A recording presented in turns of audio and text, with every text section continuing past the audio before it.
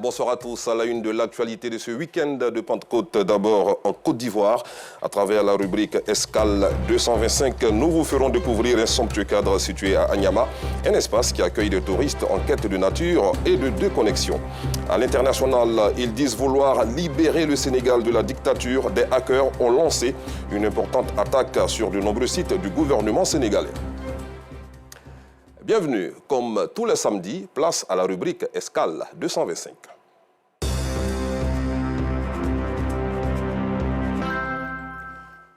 Anyama est l'une des villes qui va accueillir la Coupe d'Afrique des Nations en janvier prochain et la Perle des Lacs figure sur la longue liste des sites à visiter pendant ce rendez-vous footballistique dénommé la Cannes de l'hospitalité. Située précisément dans le village de Thomassé, la Perle des Lacs est un espace ludique perdu au cœur d'une exploitation agricole. Un cadre au visage verdoyant et chatoyant présenté par Kone Pargasoro de Madongui et Noussangare qui sont d'ailleurs des personnes très chanceuses. Au cœur de cette exploitation agricole, non loin du poste de péage de Thomassé, dans la commune d'Anyama, se trouve une belle oasis, la Perle des Lacs, un espace ludique en pleine nature bordé par un lac.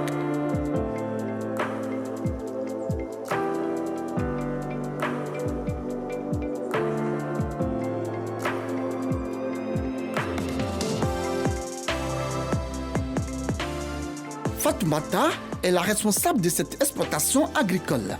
Elle a hérité de son père. Tout tourne autour du lac ici. C'est ce lac-là qui permettait d'irriguer toutes les plantations. Et donc je me suis dit que c'est au bord de ce lac que les gens vont venir aussi manger et se ressourcer. Quand je regarde cet espace-là que mon père a choyé pendant 40 ans, je dis je me dois aussi de montrer ça aux gens de façon avec un superlatif. Le superlatif que j'ai trouvé, c'est la perle. Donc la perle de tous les lacs que vous avez dans la zone ici, ici c'est la perle. Donc d'où notre slogan aussi, ici c'est la perle.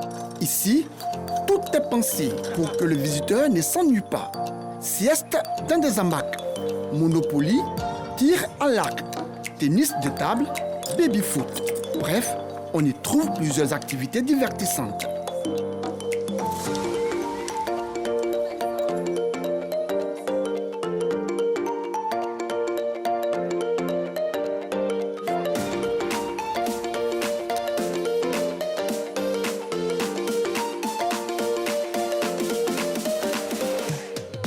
La Perle des Lacs, c'est aussi un espace éducatif aménagé pour enfants dénommé Perle des Minimes. Elle est meublée de bibliothèques et d'outils pour des activités de coloriage. On s'est dit qu'il ne faut pas faire profiter la perle qu'aux parents. Les parents peuvent sortir avec les enfants. Et donc on leur a fait leur petit univers où on leur fait découvrir la lecture à travers cette petite bibliothèque qu'on a mis.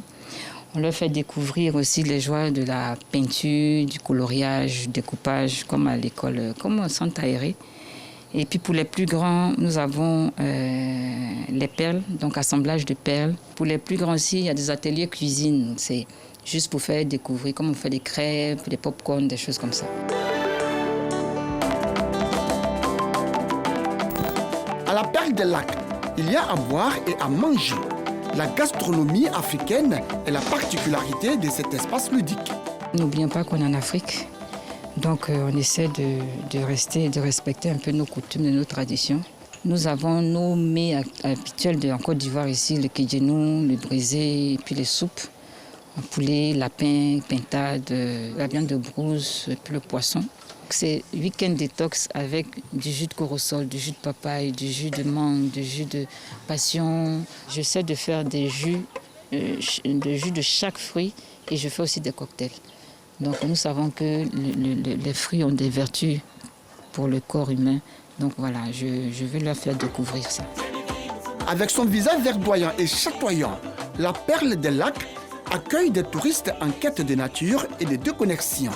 Léa et ses amis ont effectué le déplacement de la commune de Cocody à la Perle pour se recréer. Je suis arrivée ici par le biais d'un ami.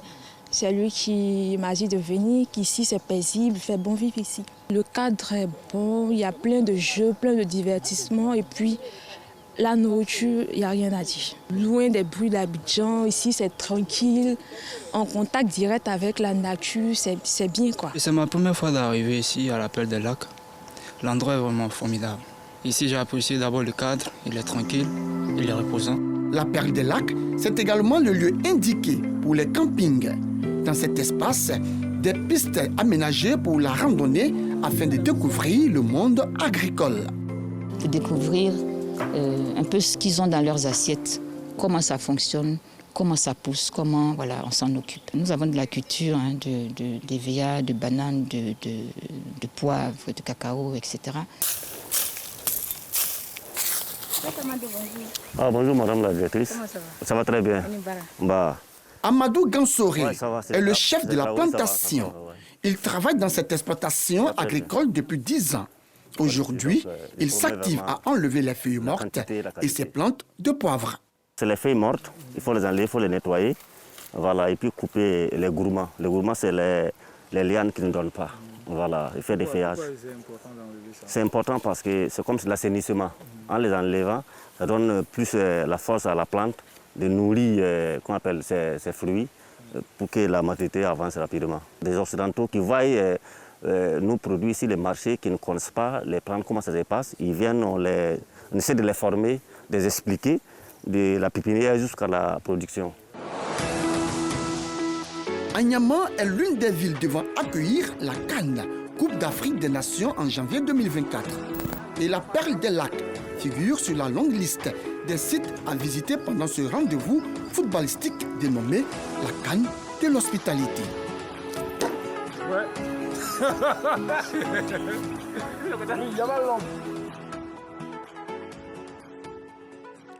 Un espace magnifique qui va sûrement donner des idées aux amoureux de la nature.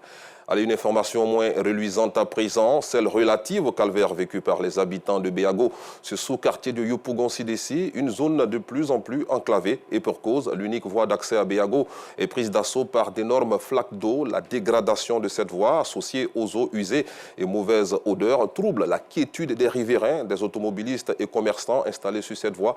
Voici le constat de Justin Kwasi, commenté par Maïssa Kogueï. Ce n'est pas encore la grande saison des pluies tant annoncée par la météo. Pourtant, au quartier Béago, dans la commune de Yopougon, cette voie est inondée. De quoi inquiéter les riverains. En tout cas, vraiment, c'est pas facile pour nous qui vivons ici, parce que ça nous empêche vraiment de circuler. Et il y a des voitures même qui n'arrivent pas à entrer dans le quartier à cause des flaques d'eau qui sont présentes. Peut-être qu'il y a une petite lunette qui peut passer. Ici, ces flaques d'eau semblables à une succession de rivières constituent un véritable cauchemar pour les automobilistes.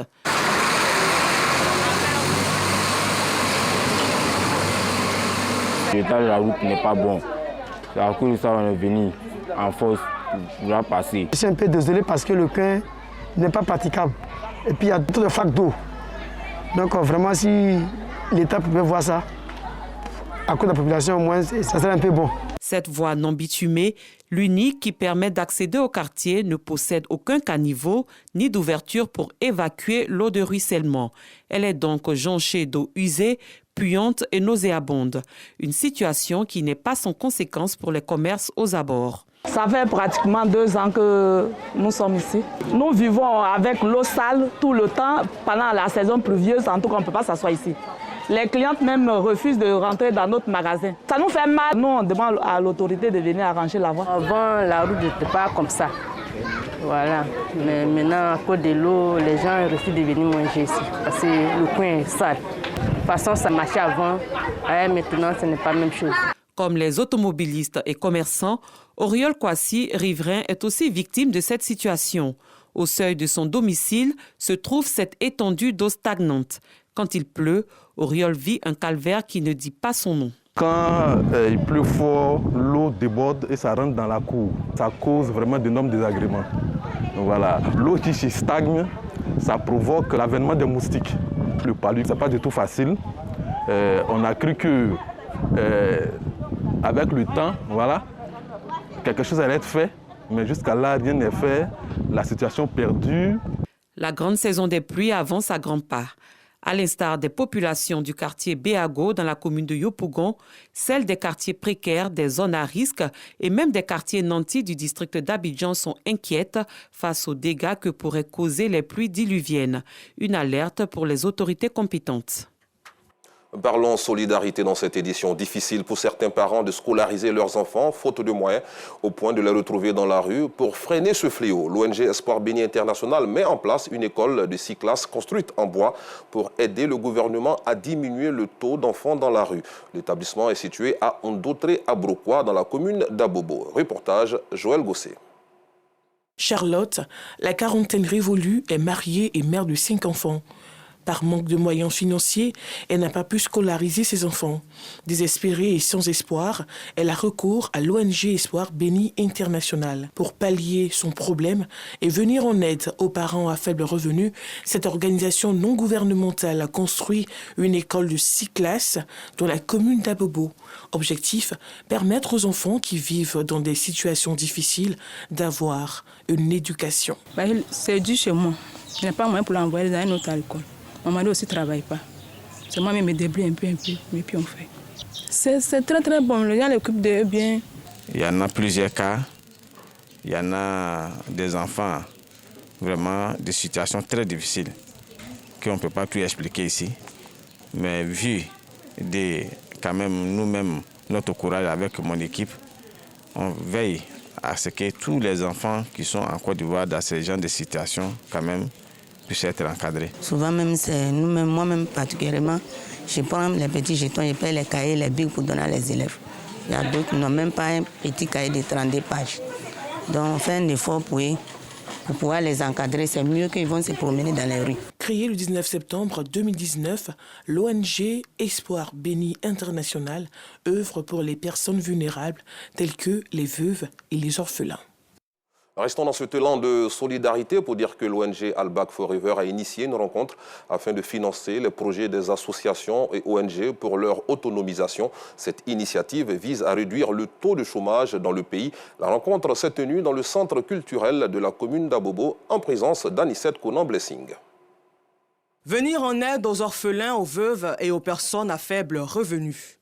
C'est la mission que s'est assignée l'ONG Al Back Forever. Ce jour, elle tient une rencontre avec les membres d'ONG et d'associations afin de les aider à financer le projet. Nous avons mis à la disposition de la population d'Abobo 3 fonds. Le fonds communautaire qui est d'au minimum 500 000 francs que nous prévoyons attribuer à chaque association. Voilà, mais plus précisément des associations qui vont respecter les exigences et les critères en bonne gouvernance. Et les associations qui vont respecter aussi les exigences en termes de développement durable. Aussi, nous avons mis à la disposition de la population abobolaise le fonds de financement des micro-projets, voilà, et aussi le fonds de garantie. À l'issue des échanges, certaines associations ont bénéficié de fonds de soutien. Si tu viens aider les dames, tu t'aides aussi. Ce que moi je peux lui dire, je l'encourage. Si toi tu prends pour aller dormir à la maison, pour payer les uniformes, manger à checker pour dormir, manger, dormir là, tu ne peux pas avoir encore. Alors que si tu prends 100 000, tu paies le 100 000, tu peux avoir 200 000. Mais si toi tu prends le 100 000 pour manger, tu peux avoir 200 000. Toi tu es perdu. Nous sommes fiers d'avoir ce chèque car ça va aider beaucoup de membres des associations des SGI à pouvoir vraiment venir aux besoins de certaines situations. Comme l'a si bien dit, c'est un fonds communautaire. Le fonds communautaire n'est pas remboursable. Elle est faite pour aider les membres. L'ONG Al Back Forever invite les jeunes, veuves et les membres d'associations à s'unir afin d'obtenir des fonds pour le financement de leurs différents projets. Cette initiative vise à promouvoir l'autonomisation des populations à travers la mise en œuvre d'activités génératrices de revenus. Intéressons-nous à présent au SAFA avec cette bonne nouvelle pour les familles de notre pays, toutes celles désireuses de prendre part au concours de la meilleure famille de Côte d'Ivoire à l'occasion du Salon international de la famille sont priées de s'inscrire dans la mairie la plus proche. C'est l'information qui ressort de la conférence de presse organisée par l'ONG au cœur de la famille le jeudi dernier au siège de l'UNESCO dans la commune de Cocody. Suivons ce compte-rendu signé Nou Sangari. Le Salon international de la famille, SAFA, ouvrira bientôt ses portes. Pour l'heure, les aspirants au titre de meilleure famille de Côte d'Ivoire sont appelés à s'inscrire jusqu'au 25 juin prochain. L'annonce a été faite au cours d'une conférence de presse organisée par l'ONG Au cœur de la famille. Toutes les familles sont interpellées. Le premier critère est que les familles soient mariées, ensuite qu'ils vivent sous le même toit et enfin qu'ils exercent la fonction de parents. Ensuite, pourront donc s'inscrire sur le site internet du SAFA qui est www.safa-ci.org. Pour tous ceux qui ne sont pas habitués à tout ce qui est réseau social, internet, ils pourront donc se rendre dans les différentes mairies pour pouvoir s'inscrire directement. Cette cérémonie est une occasion de plus pour l'initiatrice de l'événement de revenir sur ses motivations. La couverture va se faire, la couverture du concours ne va pas se limiter seulement qu'à Abidjan comme l'année dernière. Nous irons donc à l'intérieur du pays. C'est la première chose. La deuxième chose, c'est que les jeunes auront un espace primordial au niveau du salon. On parle d'année de la jeunesse. Année de la jeunesse, on a besoin que ces jeunes-là qui font justement la société de demain puissent être véritablement des personnes qui ont le soutien des familles, le soutien de leurs parents. Pour être désigné meilleure famille de Côte d'Ivoire, il faut remplir divers critères et connaître certaines astuces, comme nous l'explique la famille vainqueur de l'an dernier. Le couple, c'est la base de l'humanité. Sans un couple, il n'y a pas de vie humaine. Et dans un couple, il faut avoir des vertus qu'il faut vraiment respecter. Ces vertus sont d'abord l'amour, il faut s'aimer avant d'être ensemble. Et quand vous êtes ensemble, il faut s'accepter, communiquer, avoir foi et surtout prier beaucoup. La caravane Safa va durer 2 mois à compter du mois de juillet, après quoi se tiendra la grande finale au mois de décembre 2023. Les vainqueurs des différentes localités du pays seront en compétition. Retrouvons notre reporter Noussangari qui nous parle cette fois de la 3e journée porte ouverte du ministère de la Construction, du Logement et de l'Urbanisme. Depuis quelques semaines, ce département ministériel a entamé une série de rencontres avec les populations de la commune de Yopougon pour les informer sur les réformes majeures adoptées par le gouvernement dans le secteur de l'immobilier et du foncier.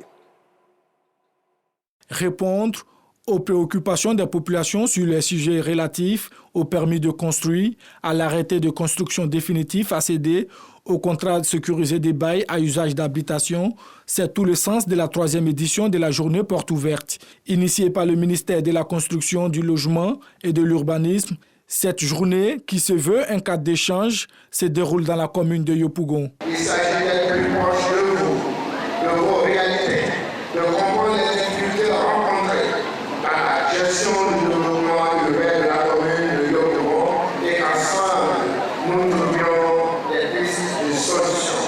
La présence du ministère de la Construction, du Logement et de l'Urbanisme à vos côtés symbolise la volonté du gouvernement d'être plus proche de vos préoccupations et aussi pour réaffirmer son engagement à maîtriser durablement l'urbanisation qui s'accroît de plus en plus dans notre pays et en particulier dans la commune de Yopougon. Pour Nana Apiti Clément, chef du village de Yopougon-Kouté, cette journée porte ouverte va contribuer à éclairer la lanterne des populations sur certains sujets afin de régler d'éventuels conflits fonciers. Cette journée a également enregistré la présence d'opérateurs immobiliers qui n'ont pas manqué d'inviter les garants des us et coutumes à être des relais auprès de leurs différentes communautés.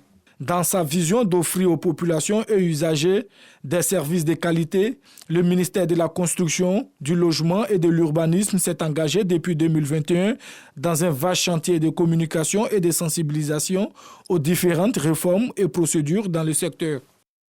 À l'international à présent, au Sénégal, Ousmane Sonko est toujours en route vers Dakar à bord de ce qu'il a appelé la caravane de la liberté. À 5 jours du délibéré de son procès pour viol, l'opposant entend faire pression sur les autorités pour échapper à l'inéligibilité.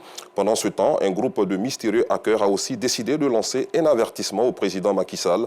Plusieurs sites du gouvernement sénégalais ont été ciblés par une cyberattaque. Hors du continent, en Turquie, à la veille du second tour de la présidentielle, Recep Tayyip Erdogan en position de force. Le scrutin opposant donc Recep Tayyip Erdogan et Kemal Kılıçdaroğlu va se dérouler demain, après une fin de campagne amère marquée par la question migratoire et la présence dans le pays de millions de Syriens ayant fui la guerre. Le président sortant a pris de l'avance pour conquérir dans les urnes l'entame de sa 3e décennie à la tête de la Turquie. Enfin, c'est l'heure du verdict sur la Croisette en France. Le 76e festival de Cannes s'est achevé ce soir. Présidé par le réalisateur suédois Ruben Östlund, le jury a décerné la prestigieuse Palme d'Or au film Anatomie d'une chute de Justine Triet. Fin de cette édition. Merci de l'avoir suivi. Excellent week-end de Pentecôte sur RTI2.